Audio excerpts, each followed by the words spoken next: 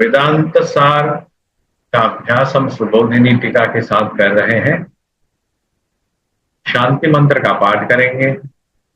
ओम सहनावतु सहनौ भुनक्तु सह वीर्यं करवावहै तेजस्विनावधीतमस्तु मा विद्विषावहै। ओम शांति शांति शांति। ओम भद्रं कर्णेभिः शृणुयाम देवाः भद्रं पश्येमाक्षभिर्यजत्राः स्थिरैरङ्गैः स्तुष्ट्वागुंसस्तनूभिः व्यशेम देवहितं यदायुः। स्वस्ति न इन्द्रो वृद्धश्रवाः स्वस्ति नः पूषा विश्ववेदाः स्वस्ति नस्तार्क्ष्यो अरिष्टनेमिः स्वस्ति नो बृहस्पतिर्दधातु। ओम शांति शांति शांति। ओम सदाशिवसमारम्भां शंकराचार्यमध्यमाम् अस्मदाचार्यपर्यन्तां वन्दे गुरुपरम्पराम्। श्रुतिस्मृतिपुराणानाम् आलयं करुणालयं नमामि भगवत्पादं शङ्करं लोकशङ्करम्। शङ्करं शङ्कराचार्यं केशवं बादरायणं सूत्रभाष्यकृतौ वन्दे भगवन्तौ पुनः पुनः। ईश्वरो गुरुरात्मेति मूर्तिभेदविभागिने व्योमवद्व्याप्य देहाय दक्षिणामूर्तये नमः। अखण्डं सच्चिदानन्दं अवाङ्मनसगोचरम् आत्मानमखिलाधारम् आश्रये भीष्टसिद्धये। अर्थतोऽप्यद्वयानन्दानतीतद्वैतभानत गुरुनाराध्य वेदान्तसारं वक्ष्ये यथामति। कृष्णानन्दं गुरुं नत्वा परमानन्दमद्वयम् वक्ष्ये वेदान्तसारस्य टीकां नाम्ना सुबोधिनी।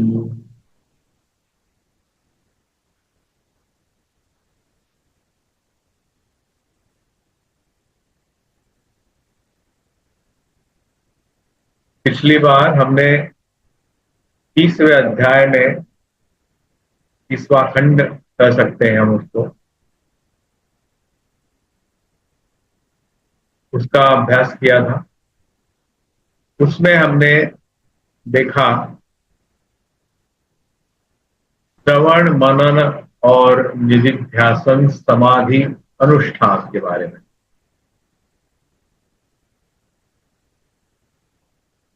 उसके पहले हमने बहुत सारे तर्क वितर्क देखे, कैसे उस शब्द को जानेंगे, उस वाक्य को कैसे जानेंगे, तत्वमसि वाक्य को कैसे समझेंगे, अहम ब्रह्मास्मि वाक्य को कैसे समझेंगे। ये तर्क बुद्धि से और व्याकरण के आधार पर हमने समझने की कोशिश, लेकिन उसका समझो डायरेक्ट एक्सपीरियंस हमें प्राप्त होना है तो हमें साक्षात्कार जब तक नहीं होता तब तक उसका अभ्यास करना है। ये हमें सिर्फ इंटेलेक्चुअल अंडरस्टैंडिंग नहीं चाहिए, हमें साक्षात में डायरेक्ट इसके अंग्रेजी में उसको साक्षात्कार जो हिंदी शब्द है या संस्कृत शब्द है, उसको अंग्रेजी में कहा जाता है इंटरव्यू। इंटरव्यू वही होता है, हम आमने सामने बैठते हैं across the table and try to understand one another by question and answers. एक दूसरे को प्रश्न पूछते हैं और अब एक दूसरे को जानने की कोशिश करते हैं। ये है ऑफिशियल इंटरव्यू का प्रोसेस। वो हम हमारा जो व्यवहार है, डेली व्यवहार, वहां पे भी करते हैं। कोई आदमी मिला तो उसको हम कुछ पूछते हैं, वो हमें कुछ पूछता है, वो साक्षात्कार होता है।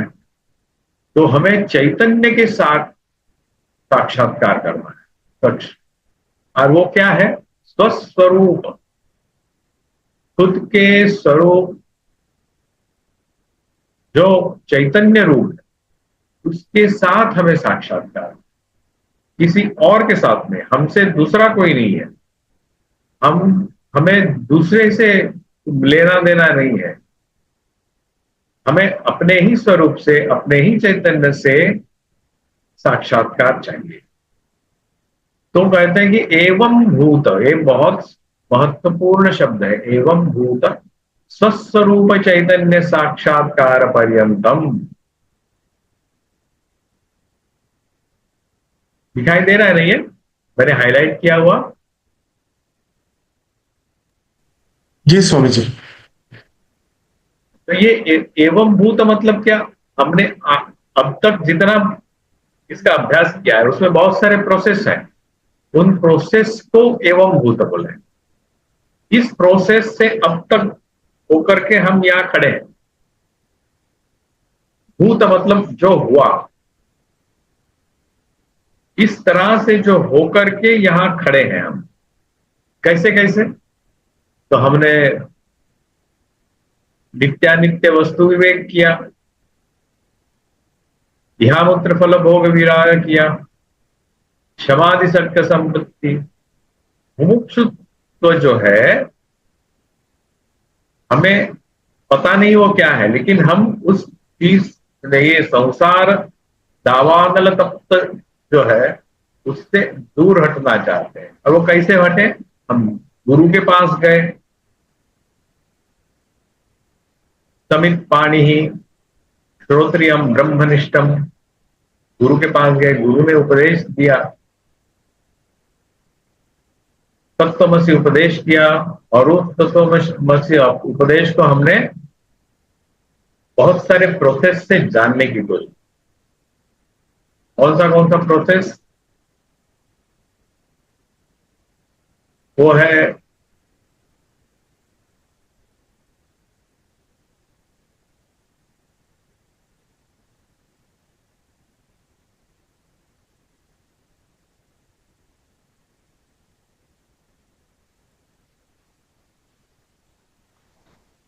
ये हम जानना चाहते हैं शब्द प्रमाण के लिए, उपनिषद प्रमाण, शब्द प्रमाण के लिए, या प्रमाण के 6 प्रमाण दिखाई दे रहे हैं स्लाइड में। जी स्वामी जी।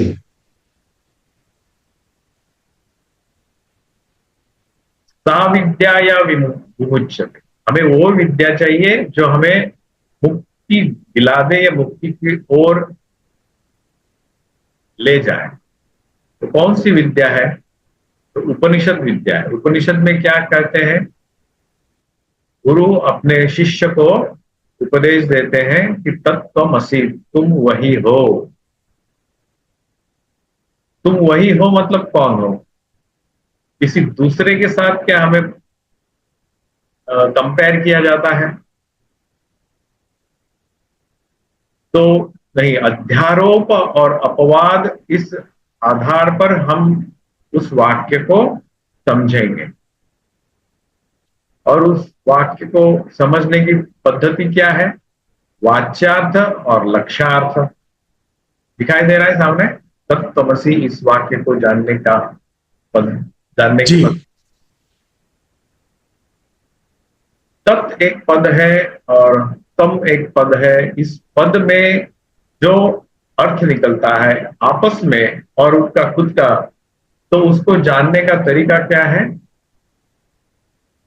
सामानाधिकरण, विशेषण विशेष्य भाव संबंध और लक्ष्य लक्षण भाव।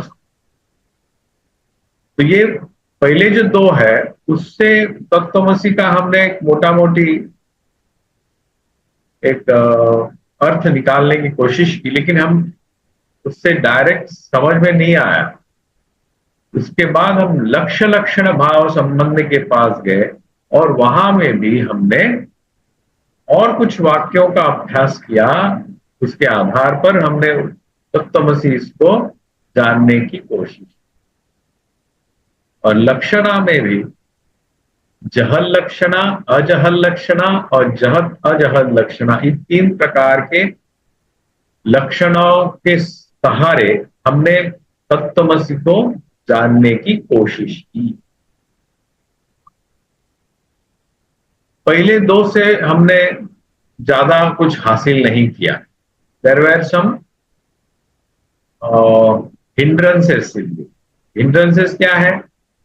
यहां से कुछ निकाला जाता है अर्थ से, या कुछ नया अर्थ दिया जाता है, या कोई एक नया आइडिया उसमें देना होता है, तभी हम वो वाक्य हम समझ सकेंगे। लेकिन हमारा जो वाक्य है, उपदेश वाक्य है, वेदांत का वाक्य है,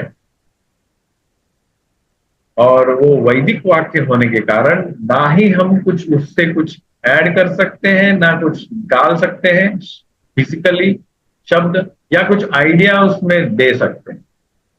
कुछ भी नहीं हो सकता। जैसा है वैसा उसको समझना चाहिए।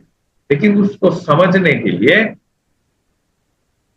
जहत अजहल लक्षणा काम आती है।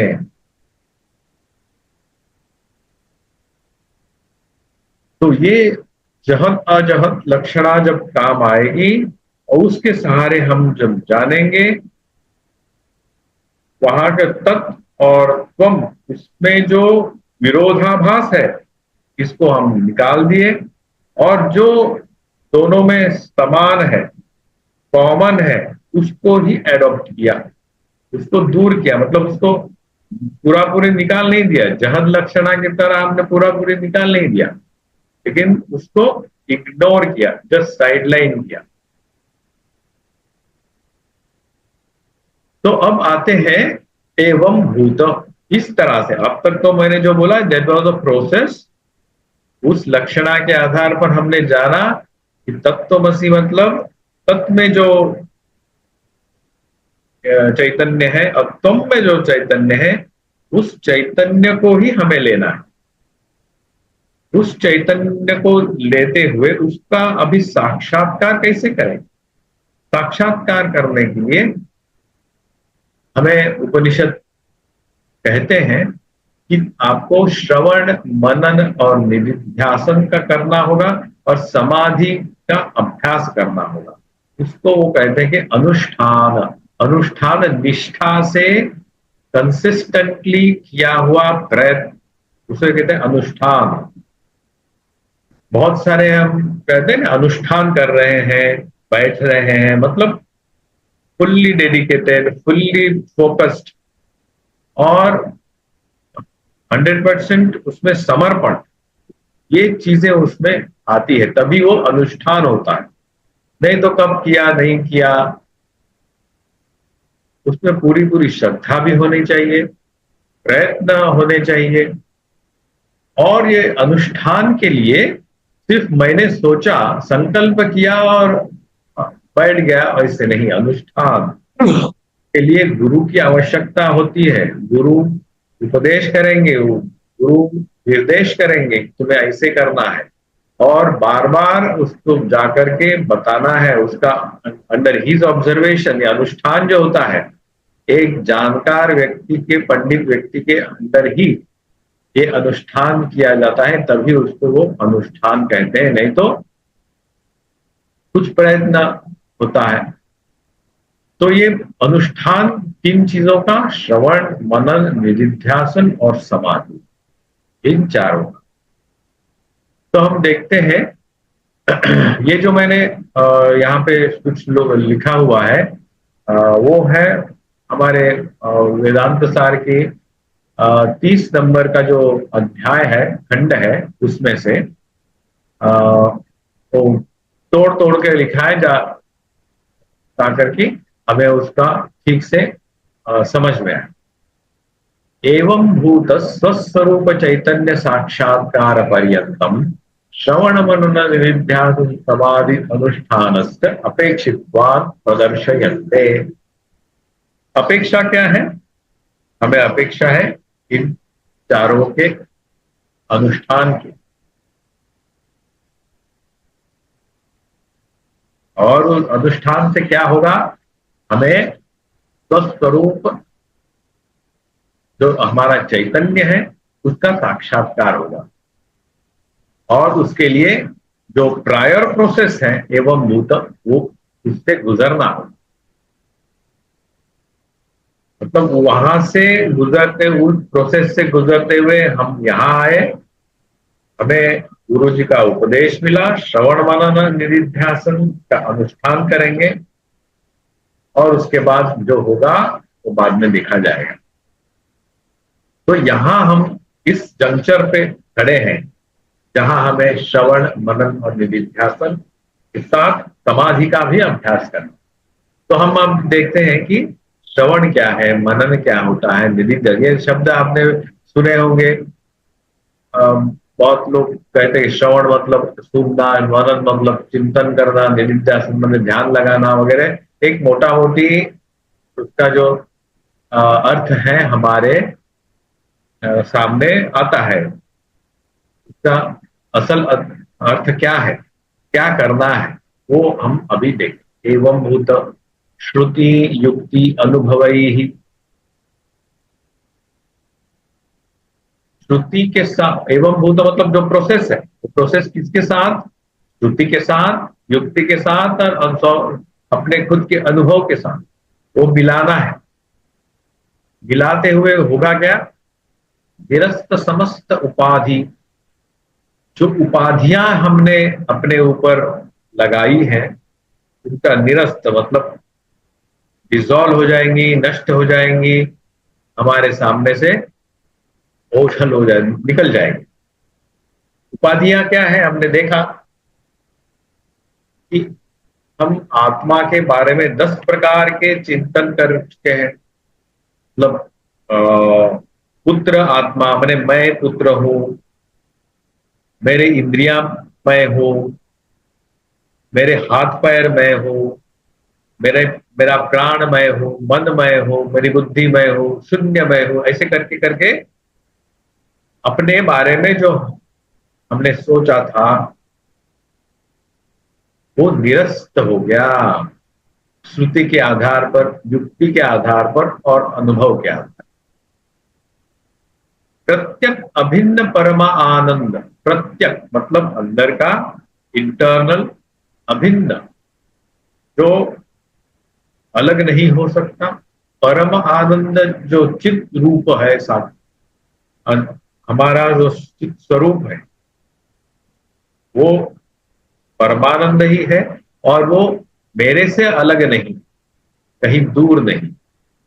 साक्षात्कार पर्यंतम श्रवण आदिनी अनुष्ठेयानि इति प्रतिजानिते, उस उसके साथ मेरा साक्षात्कार, मेरे सामने ऐसा प्रकट होना चाहिए, तब तक श्रवण आदिनी मतलब श्रवण मनन निधिध्यासन समाधि का अनुष्ठान करना चाहिए, ऐसे जानो। तो एक वाक्य मैंने नीचे लिखा, ये मैंने वो ये वाक्य जो है नीचे वाला लिखा हुआ वो मेरे मन से लिखा हुआ है, ये वेदांत सार में लिखा हुआ नहीं। आसुप्ते आमृते कालम नयेत वेदांत चिंतया, एक ये जो वाक्य है, जो भी वेदांती साधु लोग होते हैं तो उनका एक स्लोगन होता है कि आमृते आसुप्ते आमृते कालम। आसुप्ते माने रात को हम जब नींद आती है तब तक, नींद आते वक्त तब तक, और आमृते और जब तक हम मर रहे हैं तब तक, मरण आने तक क्या करना चाहिए, कालम नये, काल का, काल के साथ उस कालखंड में वेदांत की चिंता करनी चाहिए, चिंतन, वेदांत की चिंतन करनी चाहिए। वेदांत का चिंतन क्या है, श्रवण व निधिध्यासन। पूर्ण काल हमें जो 24/7 आजकल जैसे कहते हैं,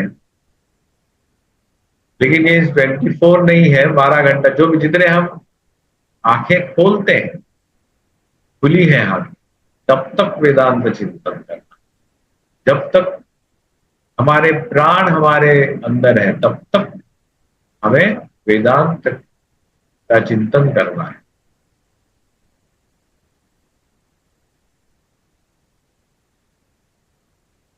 तो अभी श्रवण के बारे में कहते हैं कि सर्वेषां वेदांत वाक्यानाम अद्वितीये ब्रह्मणि तात्पर्य निश्चय श्रवणम इति अर्थ। श्रवण का मतलब है जिससे जितनी भी वेदांत वाक्य है, मतलब उपनिषदों के वाक्य है, उसका तात्पर्य निर्णय करना। और वो तात्पर्य निर्णय किसके साथ? अद्वितीय ब्रह्मणि, जो ब्रह्म है और जो अद्वितीय है उसके साथ तात्पर्य, मतलब उसका तात्पर्य मतलब वो समम बोलम, मतलब उसको वही है ऐसे समझना, डायरेक्ट एक्सप्लेन।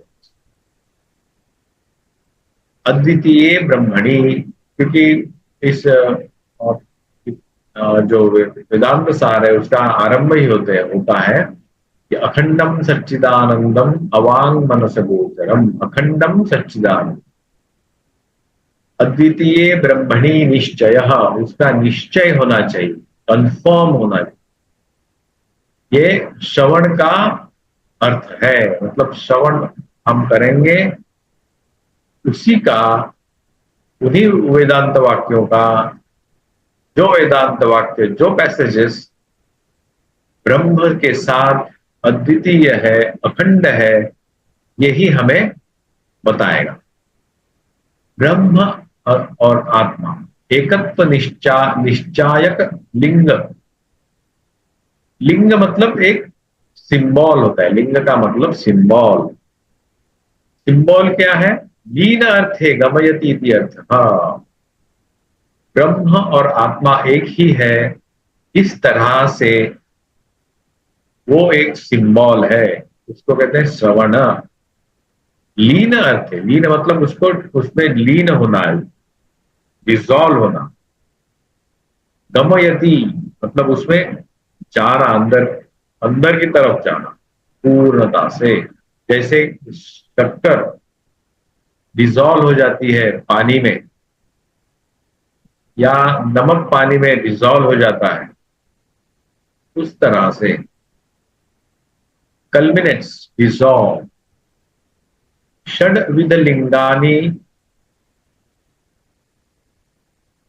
वो क्या क्या चीजें हैं? लिंग मतलब उसके क्राइटेरियाज क्या है? क्राइटेरिया षड विध लिंगानी, 6 क्राइटेरियाज।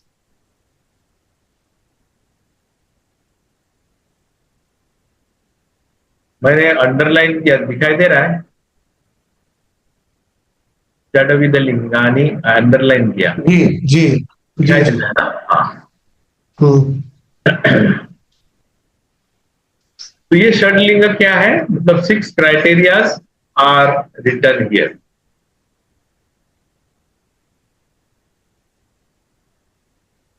उपक्रम उपसंहार, इसको एक मानते हैं हम। उपक्रम और उपसंहार, आरंभ और अंत, अभ्यास, रिपीटेशन, अपूर्वता, इसके पहले कुछ नहीं था, फलम, रिजल्ट, क्या होगा, इसका फल क्या है, निष्पत्ति क्या है, अर्थवाद, एडवर्टाइजमेंट, मतलब उसके बारे में कुछ अच्छी चीजें बताना, और उपपत्ति, उसका होगा क्या, फायदा क्या है। ये 6 कैरेक्टरिस्टिक्स बोलते हैं, क्राइटेरियाज कहते हैं इसके श्रवण के। और वो श्रवण क्या है? पैसेज, उपनिषद का पैसेज, वेदांत का पैसेज। वेदों में वही पैसेज हम लेंगे जिससे अद्वितीय ब्रह्म के साथ वो रिलेट कर पाएगा, वो आइडिया, उस पैसेज की आइडिया। और उसमें ये 6 चीजें होनी चाहिए उस पैसेज में। उसके आरंभ में और अंत में अद्वितीय ब्रह्म के बारे में बताया जाना चाहिए। रिपीटेशन होना चाहिए बार बार, minimum 3 to 4 times about that अद्वितीय ब्रह्म, अपूर्वता। और कहीं ये मिलना नहीं चाहिए। हम मार्केट में जाते हैं तो हमें होता है हमारे पास ही ये प्रोडक्ट है, ब्रेकिंग न्यूज, सिर्फ ये न्यूज हम दिखाई दे रहे हैं और कहीं चैनल पर हर चैनल वाला वही बोलता है। तो अपूर्वता है। तो उस तरह से अपूर्वता नहीं है, मतलब कहीं और नहीं है। सिर्फ वो वेदांत ही उसके बारे में बता सकता है, और कहीं ये अद्वितीय ब्रह्म के बारे में वेदांत के अलावा जानना मुश्किल है। इसे कहते हैं अपूर्वता। फलम, उसका रिजल्ट क्या क्या हमें फायदा होगा। अर्थवाद भी उसी तरह का है, लेकिन अर्थवाद जरा advertisement kind of thing, marketing होता है उसका, कि इसका ये हुआ। जैसे आजकल लेते हम लोग कहते हैं फीडबैक लेना, या कोई कहते हैं कि हाँ मुझे अच्छा लगा, मेरा इससे फायदा है, तो उसके बारे में थोड़ा उसे कहते हैं अर्थवाद। उपपत्ति, तो हम अलग अलग ये 6 चीजें हैं, उसका सही से अभ्यास करेंगे। तो उसका जानने के लिए मैंने थोड़ा उसको अंग्रेजी में टाइप भी किया है। 6 characteristic signs in Vedantic passage that establishes the individual self Atman and the universal self Brahman are identical and one and the same। ब्रह्मात्मैक्य बोध हमें उससे होता है, उस पैसेज से। उसी पैसेज को हमने एडॉप्ट करना है, सब पैसेज में नहीं करना है। हालांकि वो उपनिषद का हो या वो अ, हमारे किसी वेद का ही हो, हमें उसके बारे में नहीं लेना है। हमें सिर्फ वही पैसेज लेना है जहां इन 6 चीजें हमें प्राप्त होती हैं।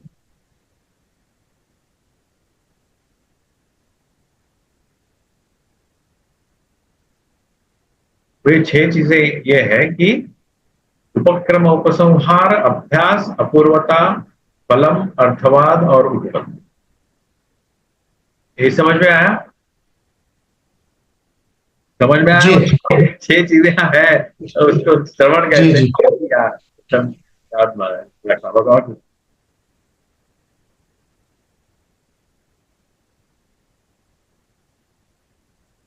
डिटेल में हम देखेंगे उसको।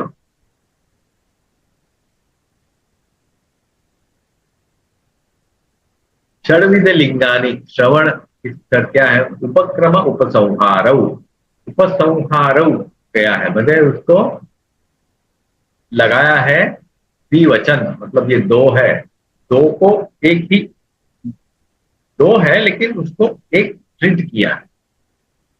Eight the beginning and in conclusion of a Vedantic passage same content होना चाहिए, कंटेंट सेम होना चाहिए। अभ्यास, रिपीटेशन ऑफ द सब्जेक्ट। अपूर्वता, the only source not available elsewhere. फलम, कल्मिनेशन, फलश्रुति, जानने से क्या होगा, ये हमें वहां पे बताया जाता है। प्रशंसा होती है, स्तुति होती है, अर्थवाद। उपपद, विषय को युक्ति के साथ कैसे जाने, उपपत्ति। सिर्फ ये ग्लोरिफिकेशन किया और छोड़ दिया, उससे क्या होगा हमारा? लेकिन उस विषय को, ये जो ब्रह्मात्मिक बोध है, उसको युक्ति के साथ कैसे जाने। जब तक हम नहीं जानते, हम जब तक हम उसके साथ साक्षात्कार इंटरव्यू नहीं करते, तब तक उसका कुछ फायदा नहीं। ये 6 हो, 10 हो, 100 हो, कुछ फायदा नहीं है। जब तक युक्ति के साथ हम उसको नहीं जान सकते, तब तक हमें उसके बारे में अभ्यास करते ही जाना चाहिए। यह है श्रवण। और ये श्रवण क्या है? वो श्रवण होता है गुरु के मुख, गुरु मुख श्रवण होता है। मतलब गुरु से ही हम ये 6 चीजें हैं हमें जाननी होती है। सिर्फ उन्होंने जो तत्वमसि श्वेत केतु ये जो कहा, श्वेत केतु को उपदेश दिया, ये उपदेश, इस उपदेश के अगल बगल में ये 6 चीजें हम प्राप्त करते हैं। उस पैसेज में 6 चीजें हैं, और गुरु से हम जब उपदेश लेंगे तब गुरु हमें इन 6 चीजों के बारे में कहता है, समझाता है। और जब तक वो नहीं समझाते या हम नहीं समझते, हम आगे नहीं बढ़ सकते। वो उसी को कहते हैं श्रवण। जब हम श्रवण करते हैं उसके बाद आता है मनन। मननात् मननम, मनन से, मन से जो उसका दोहराया, मन में कोई चीज एक बार गिर गई तो वृत्तियां उठती रहती, और उन वृत्तियों के साथ हम खेलते रहते हैं। हमारी वृत्तियां जागतिक होती है, प्रापंचिक होती है, लेकिन हमें ये वेदांतिक आइडिया उस हमारे मन में डालनी। मननम तो श्रुतस्य, जो श्रुतस्य मतलब जो सुना है, ये 6 क्राइटेरिया और कैरेक्टरिस्टिक के माध्यम से जो हमने वेदांतिक पैसेज पढ़ा, सुना, गुरु ने हमें समझाया। इसके बारे में अद्वितीय वस्तुनः, जो अद्वितीय वस्तु है, दूसरी कुछ भी नहीं है, अद्वितीय है, अखंड है, वेदांत अनुगुण युक्ति। और कौन सी युक्ति? वेदांत अनुगुण, वेदांत को ही सपोर्ट करने वाली, उन वेदांत के गुणों को ही उनके साथ ले जाने वाली वेदांत अनुगुण युक्ति भी। अनवरतम अनुचिंतनम, अनवरत, कांस्टेंट, सब समय एक अनुचिंतन। बैक ऑफ द माइंड कहते हैं ना, जैसे बैक ऑफ द माइंड वो चलता रहेगा, वो कहते हैं मननम।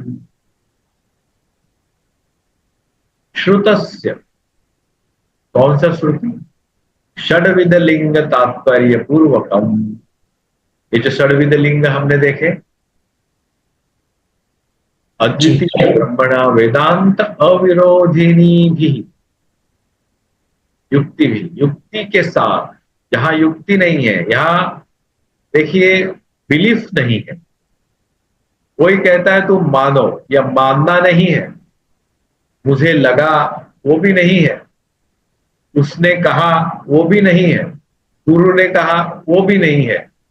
मुझे मेरे युक्ति के आधार पर, जो युक्ति वेदांत को अविरोधी होनी चाहिए और वो अद्वितीय ब्रह्म के बारे में ही पता बोलने वाली चाहिए, वो युक्ति नैरंतर्येण अनुचिंतन, उसी युक्ति के आधार पर नैरंतर्येण, अंतर न रखते हुए, क्योंकि every thought is a wave कहते हैं, या एवरी थॉट इज 1 2 3 4 अलग अलग अलग, नैरंतर्येण, अंतर नहीं है उसमें। हर वृत्ति उठेगी तो उसी की उठेगी, कौन सी? सच्चिदानंद। हर वृत्ति सच्चिदानंद की, अखंड की उठेगी, अद्वितीय की उठेगी।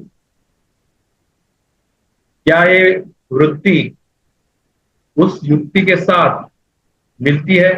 मिलती है तो हाँ। अगली वृत्ति कौन सी? अगली वृत्ति कौन सी? पूछते जाना है, जो वेदांत को अविरोधी हो और अद्वितीय ब्रह्म के बारे में बताने वाली हो, और वो षड्विध लिंग जो है उनका सपोर्ट हो। ये मनन करते करते करते एक मन की एक ऐसी अवस्था बन जाती है, उसे कहते हैं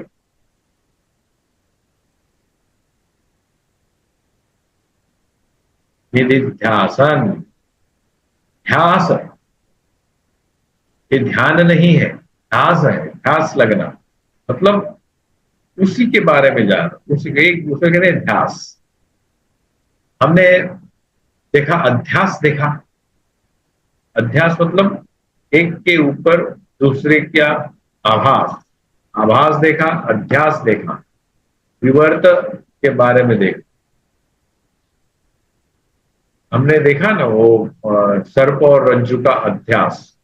रज्जु के ऊपर सर्प का अध्यास होता है, वहां पे भी ध्यास है वो, लेकिन वो अध्यास है, सही सही नॉलेज नहीं है। That is not the right knowledge, that is a questionable knowledge.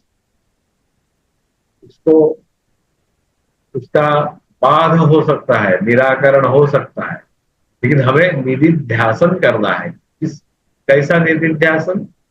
Of the right knowledge. Right knowledge कौन सा है? जो हमें अद्वितीय ब्रह्म का, अखंड का, सच्चिदानंद का, षड विधलिंगों के साथ, श्रवण के साथ, उसके बारे में जब हम युक्ति के साथ मनन करते हैं, तब हमारे सामने वो जो राइट नॉलेज बनते जाता है। विजातीय देह आदि बुद्ध्यांत जड़ पदार्थ निराकरणेन। किसका निराकरण करना है? जड़ पदार्थों का निराकरण करना है। क्योंकि वो कौन से है? वो तो विजातीय है। हमें चाहिए चैतन्य। और देह आदि बुद्धि पर्यंत, मतलब हमने देखा कि सिर्फ हमारा देह नहीं, जो हमने 10 प्रकार के जो आत्मा के बारे में जो आइडियाज हमने देखे, जो पुत्र आत्मा, शरीर आत्मा, इंद्रिय आत्मा, मन आत्मा आदि आदि, वो सब जड़ है, शून्य आत्मा तक जड़ है। इवन शून्यवादी जो बौद्ध है या विज्ञानवादी जो है, वो भी हमें कुछ सहायता यहां नहीं कर सकते। प्रत्यय रहित सजातीय। अब निधिध्यासन में क्या करना है? विजातीय पदार्थों को अलग करना है, दूर करना है। ये क्या हमारा सजातीय पदार्थ कौन सा है? चैतन्य। उसके सामने कौन सा समझो हमारे ध्यान में आया? जड़ पदार्थ को समझो कोई है, देह है, बुद्धि है, कुछ आइडियाज और कुछ थॉट है, वो तो जड़ है, इसलिए उसको अलग करना है। ये हमारा ध्यान का विषय नहीं है, तो निधिध्यासन का विषय नहीं है। सजातीय कौन सा है? अद्वितीय वस्तु विषय का प्रत्यय प्रवाहीकरणम निधिध्यासन। जो अद्वितीय वस्तु है, अखंड है, सच्चिदानंद है, उसके बारे में ही जो प्रत्यय, मतलब जो अनुभव, प्रवाहीकरणम। अनुभव मतलब फिजिकल लेवल पे अनुभव नहीं, तो वृत्ति उठेगी, अखंडाकारा वृत्ति उठेगी। वो कौन सी वृत्ति है? प्रवाहीकरणम। प्रवाह, जैसे हम तेल तेल उदाहरण देते हैं कि तैल धारावत, या हम जब जो मधु या हनी जो हम ऐसा पोर करते हैं, तब उसमें तार आखिर निकलती है, खंड नहीं पड़ता, तार जाती है, वो बंद हो जाने से वो बंद हो जाएगी। इस लाइक प्रवाह पूर्ण तैल धारावत निधिध्यासनम। अखंड मतलब उसमें खंड थोड़ा थोड़ा थोड़ा थोड़ा ऐसे नहीं, अखंड रहना। कुछ उदाहरण मेरे सामने आए, तो रमन महर्षि का यही एक उदाहरण मेरे सामने आया कि हु एम आई। वो कुछ भी प्रश्न उनको पूछते हैं तो पूछते हैं कि तुम हो कौन? तुम्हारी समस्या, हर लोग समस्या लेकर जाते थे कि तो वो पूछते कि तुम हो कौन? वो हो कौन पूछने से उसकी समस्या हल जाती है, क्योंकि हमारी जितने भी समस्या है ये जड़ पदार्थ के कारण ही है। हम अपने आप को एक जड़ पदार्थ ही समझते हैं। तो हम जब जानते हैं कि हम वो अद्वितीय वस्तु ही है, तो हमारा प्रॉब्लम सॉल्व हो जाता है। वो क्योंकि वो उस लेवल का वो प्रॉब्लम होता ही नहीं।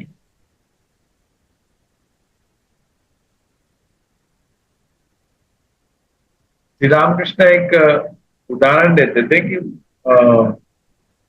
कहते थे कि तुम जब ब्रिगेड में जाओगे, ब्रिगेड मतलब एक कलकत्ते में एक बहुत बड़ा ग्राउंड है आर्मी का, जो ब्रिगेड परेड ग्राउंड कहते हैं, और उसमें एक बहुत बड़ा मीनार है ऊपर, और जहां से वॉच टावर है। तो बोलते जैसे जैसे आप ऊपर जाएंगे तब तक नीचे की समस्याएं रहेंगी नहीं आपके दिमाग में। तो उस तरह से हम जब सजातीय अद्वितीय वस्तु के बारे में चिंतन करते हैं, तो हमारी जागतिक समस्याएं हमारे सामने से दूर हट जाती है, कम होती जाती है। रमण महर्षि भी वही हमारे अपने शिष्यों को करते, हुआ मैं वो भी चिंतन करते करते, इसी तरह का चिंतन करने नित्यानंद करते करते ही उनको जो अल्टीमेट जो भी पाना है वो पा चुके हैं। और एक महाभारत, या हम देखते हैं कि भागवत में एक जड़ भरत एक कैरेक्टर आता है। एक राजा होते थे, आप जानते हैं शायद एक कहानी।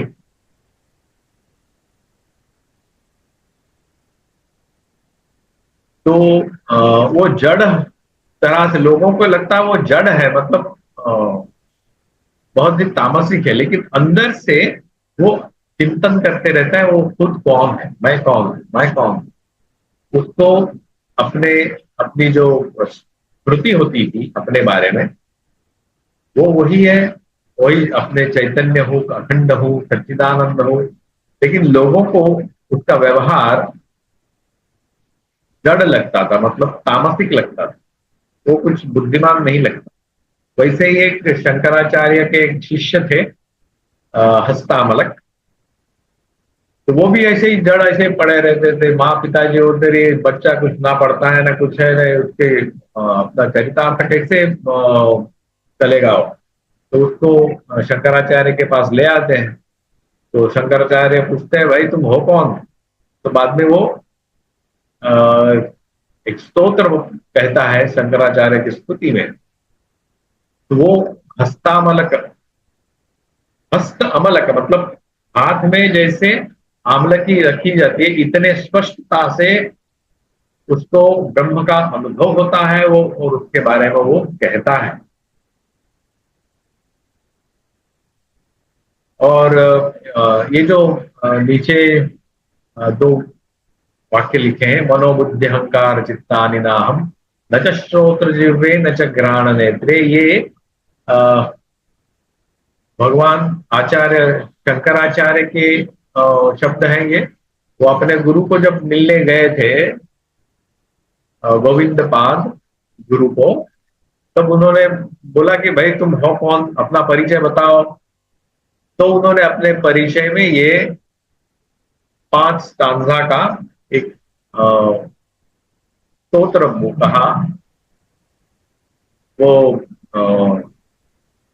शिवोहम शिवोहम, आप जानते होंगे उसके बारे में। जी ये है हमारे चिंतन के विषय, ये इस तरह से हम अपने अपने आप को चिंतन में रखें तो निरिध्यासन हम कर सकते हैं। कुछ उदाहरण मैंने दिए। ये स्तोत्र का हम पाठ कर सकते हैं। जड़ भरत के जो अपने बारे में विचार है वो सब भागवत से समझ हम पढ़ते हैं। या रमण महर्षि का जो जो साधना प्रणाली है वो सब करते हैं, तो निधिध्यासन हम आसानी से कर सकते हैं। तो अभी समाधि अनुष्ठान, उसके बारे में सविकल्प समाधि, निर्विकल्प समाधि, ये चीजें हम यहां तक आ गए हैं। पिछली बार भी हमने यही रुका था सविकल्प समाधि के समय, क्योंकि इसमें उतरेंगे तो वापस नहीं आ सकेंगे, इसलिए तो आज भी यहीं रुकते हैं। समय हो चुका है। आपको कुछ पूछना है तो पूछिए। हमने आज का नहीं जो स्वामी जी। अभ्यास किया वो यहाँ का किया, यहाँ से किया वे श्लोक क्रमांक 181 से 192 तक होगा ये। तो श्रवण क्या है, मनन क्या है, निधिध्यासन, उसके बारे में हमने जाना। और ये 6 प्रकार के कैरेक्टर्स हैं उस पैसेज के, वेदांत के। मनन कैसे करना है उसके बारे में जाना। निधिध्यासन कैसे क्या है और कैसे किया जाएगा उसके बारे में थोड़ा चिंतन किया। तो आज हम यहीं रुकते हैं। आपको कुछ पूछना है?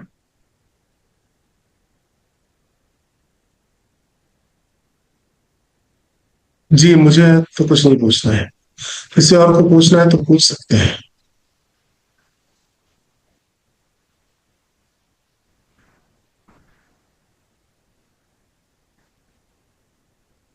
क्या आज आज का पाठ यहीं रुकते हैं फिर?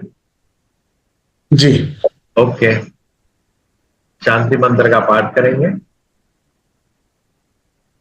ओम पूर्णमदः पूर्णमिदं पूर्णात् पूर्णमुदच्यते पूर्णस्य पूर्णमादाय पूर्णमेवावशिष्यते।